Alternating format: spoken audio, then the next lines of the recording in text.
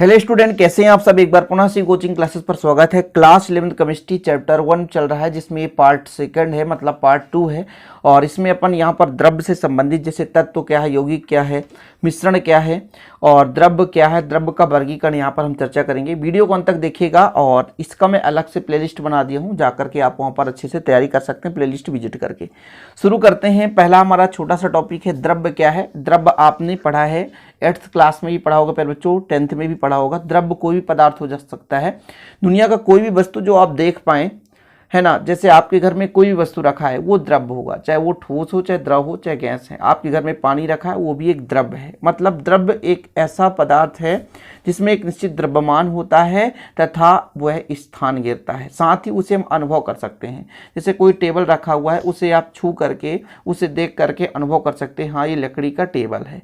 पानी रखा है, उसे देख करके, उसे छू करके, उसे पी करके आप अनुभव कर सकते हैं अपने ज्ञानेंद्रियों के द्वारा। तो ऐसा कोई भी वस्तु जिसमें द्रव्यमान होता है, स्थान घेरता है और जिसे हम अनुभव कर सकते हैं, वो द्रव्य कहलाता है। देखिए, प्रत्येक टॉपिक को मैं क्लियर करूंगा, इसलिए आपको क्रम से तैयारी करते चलना है। छोटे छोटे वीडियो के माध्यम से आपका डाउट पूरा क्लियर होगा। तो शुरू करते हैं, आगे देखते हैं प्यारे बच्चों। द्रव्य के उदाहरण जैसे यहाँ पर सीमेंट है, कांच है, पेपर, प्लास्टिक। आपके घर में बताया ना कि आपके घर के आसपास कोई भी वस्तु दिख जाए, वो सभी के सभी द्रव्य हैं, चाहे वो ठोस हो, चाहे द्रव हो या गैस हो। देखिए, द्रव और द्रव्य में अंतर होता है। द्रव्य यानी पदार्थ होता है, द्रव्य यानी क्या होता है, पदार्थ होता है, और द्रव इन लिक्विड फॉर्म होता है, तरल अवस्था। तो द्रव और द्रव्य में अंतर होता है। ये जो द्रव्य मैंने यहाँ पर लिया है, तो द्रव्य यानी पदार्थ, द्रव्य यानी पदार्थ, और द्रव्य का ही रूप होता है द्रव। जैसे द्रव का वर्गीकरण करेंगे तो भौतिक वर्गीकरण में द्रव को 3 भागों में बांटा गया, ठोस, द्रव, गैस। हालांकि आप लोगों ने प्लाज्मा भी पढ़े होंगे, बोस आइंस्टीन कंडेंसेट भी पढ़े होंगे, लेकिन मुख्य रूप से 3 अवस्थाएं, भौतिक वर्गीकरण में द्रव्य की 3 अवस्थाएं होती हैं, ठोस, द्रव और गैस।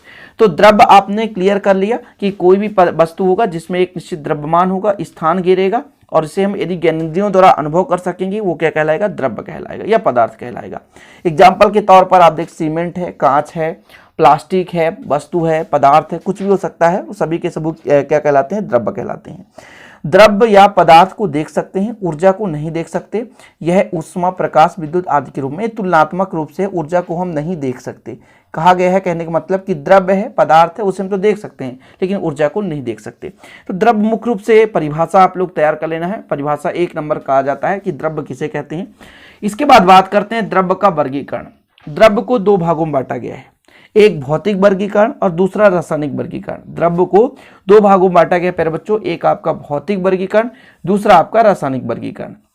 भौतिक वर्गीकरण में ठोस, द्रव, गैस। अब ठोस क्या है, द्रव क्या है, गैस क्या है, ये सब आपको पता होना चाहिए। ठोस जिसके अणु अत्यंत पास होते हैं। जैसे मैं यहाँ पर थोड़ा सा एग्जाम्पल लेकर चलता हूँ।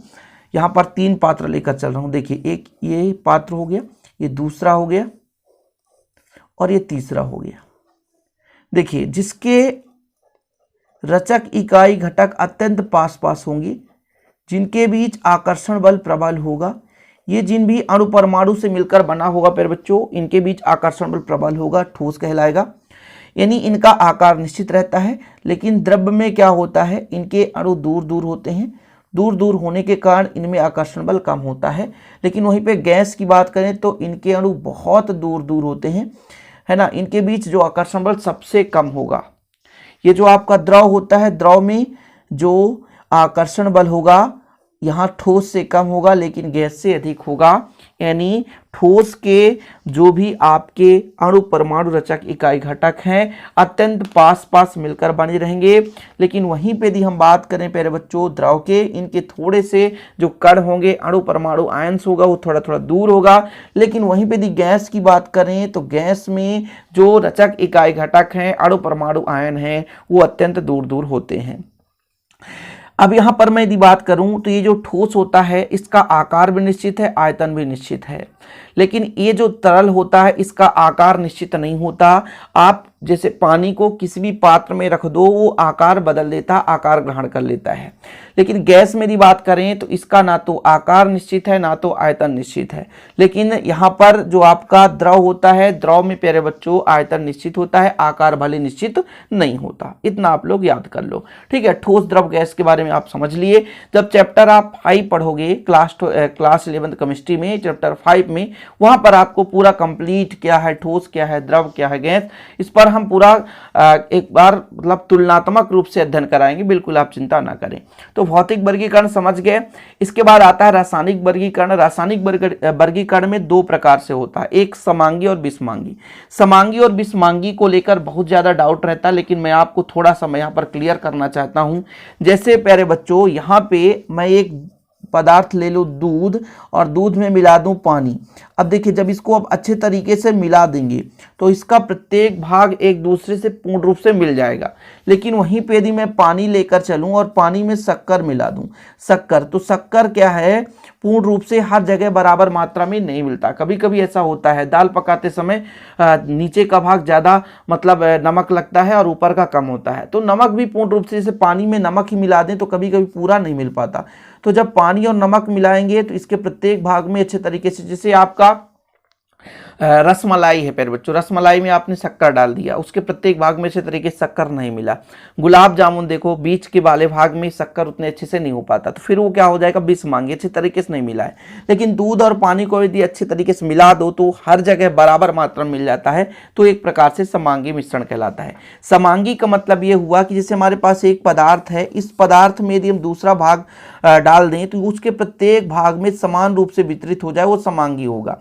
लेकिन विषमांगी का मतलब ये है जैसे हमारे पास एक पदार्थ है, उसको हमने दूसरे पदार्थ से मिलाया तो कहीं पर ज़्यादा कहीं पे कम हो गया, तो ये आपका कहलाता है विषमांगी। क्या कहलाता है? विषमांगी।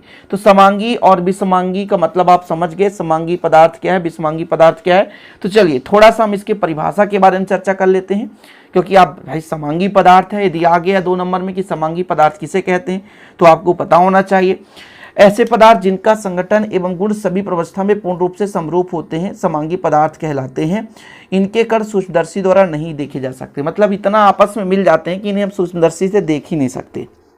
जैसे कॉपर है, हाइड्रोजन है, लवण है, जल है, ये समांगी पदार्थ हैं। मतलब इनका संगठन भी निश्चित रहता है और इनका गुण भी पूर्ण रूप से समरूप होता है। ओके, समझ में आया। चलिए विषमांगी पदार्थ की बात करें तो ऐसा मिश्रण जिनका संगठन समान रूप से संपूर्ण भाग में वितरित नहीं होता विषमांगी मिश्रण कहलाता है। मैंने कहा ना कि भैया आपको पानी दे दिया जाए, शक्कर दे दिए, या नमक और शक्कर ले लें, नमक और शक्कर आपस में मिला दो, कभी भी पूर्ण रूप से एक दूसरे समान रूप से वितरित नहीं होगा। लेकिन वहीं पर दूध और पानी मिला दो तो वो समांगी मिश्रण कहला जाएगा। समझ रहे बात को। तो समांगी मतलब समान रूप से संगठन हो, पूर्ण रूप से समरूप हो, सभी प्रवस्था में उनका जो समरूपता है समान रहे, बना रहे, बदले नहीं। लेकिन विषमांगी में क्या होगा, ऐसा मिश्रण जिनका संगठन समान रूप से संपूर्ण भाग वितरित नहीं होता, बदलता रहता, वो विषमांगी मिश्रण कहलाता है। क्या कहलाता है? विषमांगी मिश्रण, नमक एवं शक्कर का मिश्रण। तो समझ में आया। द्रव्य क्या है? कोई भी वस्तु जिसमें द्रव्यमान होगा, स्थान घेरेगा, अपने ज्ञानेंद्रियों से उसे अनुभव कर सकते हैं, वो द्रव्य कहलाता है।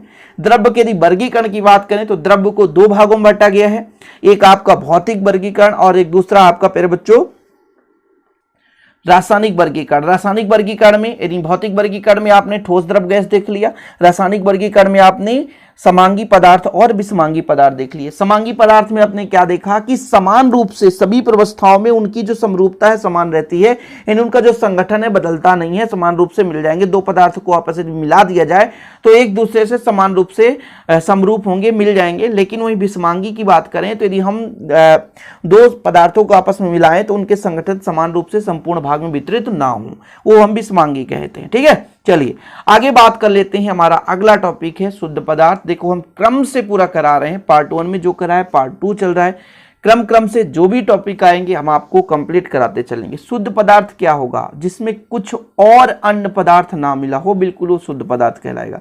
जैसे हाइड्रोजन प्योर है, मतलब एक ही प्रकार के परमाणु से मिलकर बना हुआ तत्व है, तो वो एक प्रकार से शुद्ध पदार्थ कहलाएगा।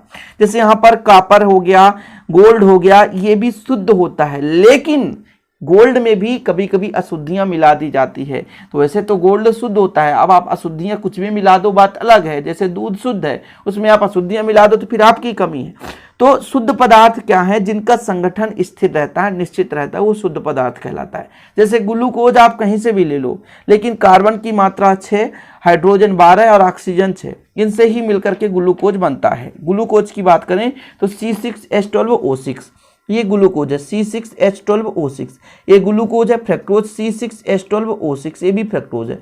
यदि शक्कर की बात करें C12H22O11, ये आपका क्या है? शक्कर है।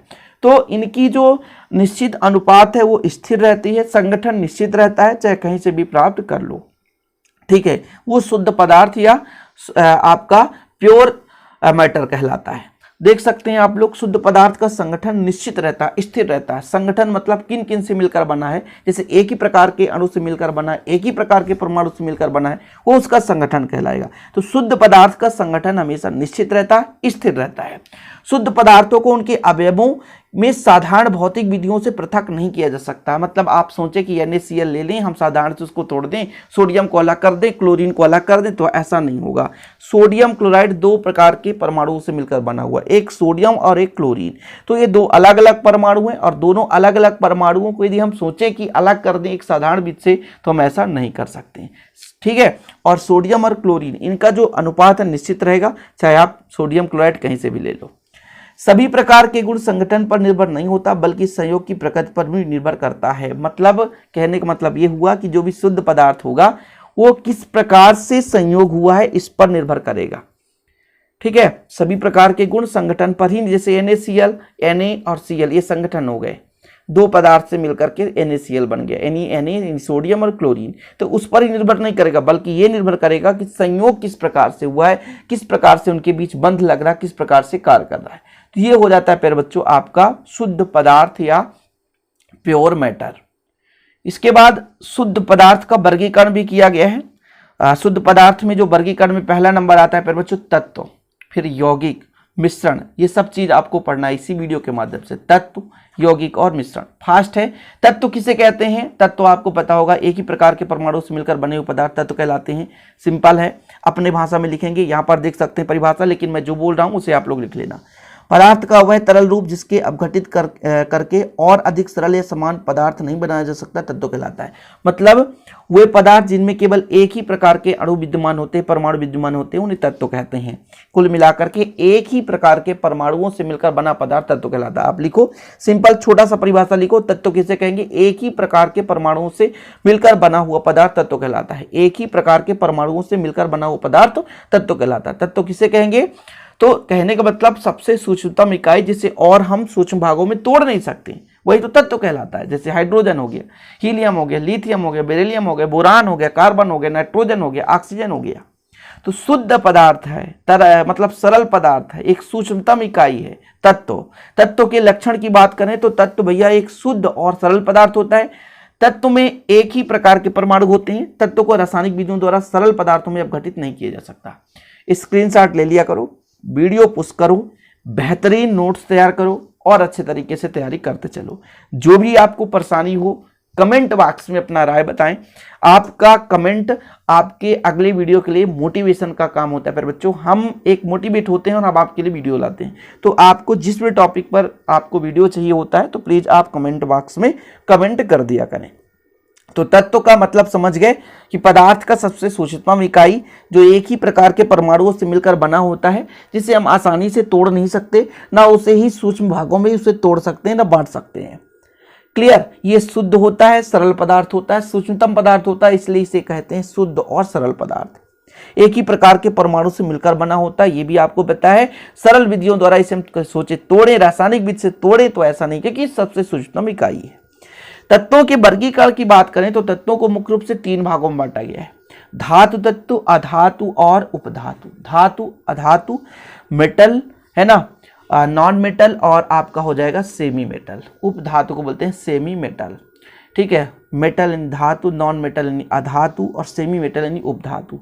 सेमी मेटल की बात करें तो उपधातुओं की संख्या 6 है। आप लिख लो, नोट डाउन कर लो, ऑब्जेक्टिव में क्वेश्चन पूछा जाता है। उपधातुओं की संख्या कितनी है? तो उपधातुओं की संख्या 6 है। कौन कौन सा है? मैं यहाँ पर थोड़ा सा लिख देता हूँ। बोरान है, सिलिका है, जर्मेनियम है, आर्सेनिक, एंटीमनी और टेल्यूरियम है। इनको आप लिख लो। यहाँ पर मैं लिख देता हूँ, आपका बोरान है, सिलिकॉन है, ठीक है, जर्मेनियम है, आर्सेनिक है, ये जर्मेनियम है, जी जर्मेनियम, आर्सेनिक, एंटीमनी है और टेल्यूरियम है। लिख लो भैया। 6 आपके क्या हैं, उपधातु हैं, यानी इसमें कुछ धात्विक गुण भी पाया जाता है और कुछ धात्विक मतलब अधात्विक गुण, यानी दोनों प्रकार से मिडिल है, ना तो बहुत होशियार ना तो बहुत कमज़ोर, कुल मिलाकर है ना बहुत मीडियम का बच्चा। यहाँ पर इसी प्रकार से धातुओं में मीडियम धातु, यानी कुछ धातु का गुण भी पाया जाएगा, कुछ अधातु का भी गुण पाया जाएगा। इन जैसे धातुओं में ऊष्मा का चालकता होती मतलब ऊष्मा का चालन होता है, विद्युत का चालन सुगमता पूर्वक होता है। अब ये जो मिश्र जो आपका उपधातु है इसमें भी होगा, लेकिन अल्प मात्रा में होगा। जो आपका बोरान हो गया, सिलिकॉन हो गया और जर्मेनियम हो गया, आर्सेनिक, एंटीमनी, बिस्मथ, ये 6 के 6 आपके क्या हैं, उपधातु हैं। तो तत्वों के वर्गीकरण में पहले हम देखेंगे धातु कि वे तत्व जो ऊष्मा और विद्युत के चालक होते हैं तथा समान ताप पर ठोस अवस्था में प्राप्त होते हैं तथा जो आघातवर्ध व तन्य होते हैं धातु कहलाते हैं। कुल मिलाकर के धातुओं में क्या होगा, ऊष्मा और विद्युत का चालन होगा और समान ताप पर ठोस होंगे, आघातवर्ध और तन्यता का गुण पाया जाता है। वैसे तो आप 10th क्लास में धातुओं के गुण पढ़ेंगे, धातु और अधातु में अंतर, समझ रहे हैं, तो धातु और अधातु में अंतर आपने पढ़ा है, कोई दिक्कत ही नहीं। अधातु क्या होगा, धातुओं का कुछ एग्जाम्पल बता दें। एस ब्लॉक का तत्व उठा लो, सोडियम है, पोटेशियम है, रुबिडियम है, स्ट्रांसियम है, कैल्शियम है, मैग्नीशियम है, बेरियम है ना, बेरिलियम भी हो जाएगा, मैग्नीशियम भी हो जाएगा, रेडियम हो जाएगा, फ्रेंसियम हो जाएगा। ये सभी के सभी धातु हैं। पहले समूह के तत्वों को उठा लो, सभी के सभी क्या है, धातु हैं। लेकिन अधातु की बात करें तो अधातु में आप उठा लो पी ब्लॉक के तत्व, ऑक्सीजन है, सल्फर है, सिलेनियम है, नाइट्रोजन है, फास्फोरस है। 17वें समूह के सभी तत्व उठा लो, फ्लोरीन है, क्लोरीन है, ब्रोमीन है, आयोडीन है, एस्टाटीन है। 17वें समूह के सभी तत्व के क्या है, अधातु हैं। तो वे तत्व जो धातु के गुण प्रदर्शित नहीं करते वे अधातु कहलाते हैं। एग्जाम्पल लिखा ही हुआ है, नाइट्रोजन हो गया, ऑक्सीजन हो गया, सल्फर हो गया। तो जो विद्युत के और ऊष्मा के चालक होते हैं, जिनमें धारा आसानी से प्रवाहित हो सकता है, ऊष्मा का चलन हो सकता है, अगाध वर्धनीयता और तन्यता का गुण पाया जाता है, वो धातु कहलाते हैं। सोना, चांदी, लोहा आपने देख ही लिया। और अधातु जिसमें धात्विक गुण नहीं पाया जाएगा वो अधातु कहलाएगा। ठीक है, इसके बाद बात कर लेंगे फिर बच्चों उपधातु के बारे में। तो उपधातु मैंने बता ही दिया कि ये ऐसे तत्व होते हैं जिनमें धातु तथा अधातु दोनों के कुछ गुण पाए जाते हैं, आपके उपधातु कहलाते हैं। उपधातु में आप लिख लो बोरान है, सिलिकॉन है, जर्मेनियम है, एंटीमनी है और टेल्यूरियम है। इतना क्लियर।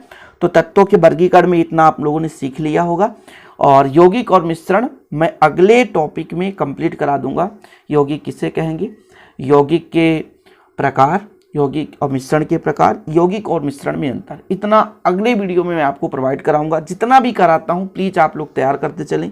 बेसिक से आपको कंप्लीट कराया जाएगा, बिल्कुल आप चिंता ना करें। कंप्लीट कोर्स भी प्रोवाइड कराया जाएगा। वीडियो पसंद आए तो लाइक करना ना भूलें, शेयर करें। मिलते हैं वीडियो के साथ। जय हिंद, वंदे मातरम।